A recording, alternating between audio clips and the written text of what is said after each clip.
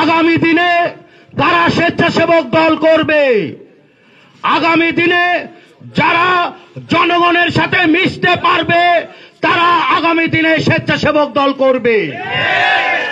আগামী দিনে যারা সন্ত্রাসীর থেকে দূরে থাকবে তারা স্বেচ্ছাসেবক দল করবে।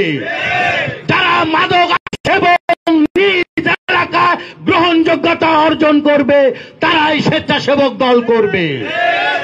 তাই প্রিয় ভাইয়েরা আমার, আপনাদের আজকের এই গণসংবর্ধনা অনুষ্ঠানে আপনাদের আমার অন্তরস্থল থেকে আপনাদেরকে ধন্যবাদ জানাই। পাশাতে চাই স্বেচ্ছাসেবক দলে কোনো সন্ত্রাসী থাকবে না, স্বেচ্ছাসেবক দলে কোনো অরাজকতা থাকবে না। স্বেচ্ছাসেবক দল করতে হলে জনগণের সঙ্গে মিশতে হবে, স্বেচ্ছাসেবক দল করতে হলে লেখাপড়া করে সুশিক্ষিত হতে হবে। স্বেচ্ছাসেবক দলে কোনো স্বতন্ত্রীতি থাকবে না। স্বেচ্ছাসেবক দল হবে নাটোরের রাজপথে একটি লড়াকু দল।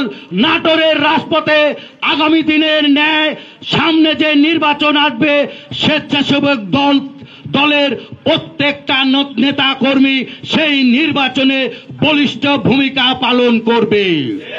স্বেচ্ছাসেবক দলের যারা নির্বাচিত হবেন, যারা নেতা কর্মী হবেন, তারা আগামী দিনে নির্বাচনে এক একজন রুহুল কুদ্দুস তালুকদার দুলু হিসাবে নির্বাচনে কাজ করবেন।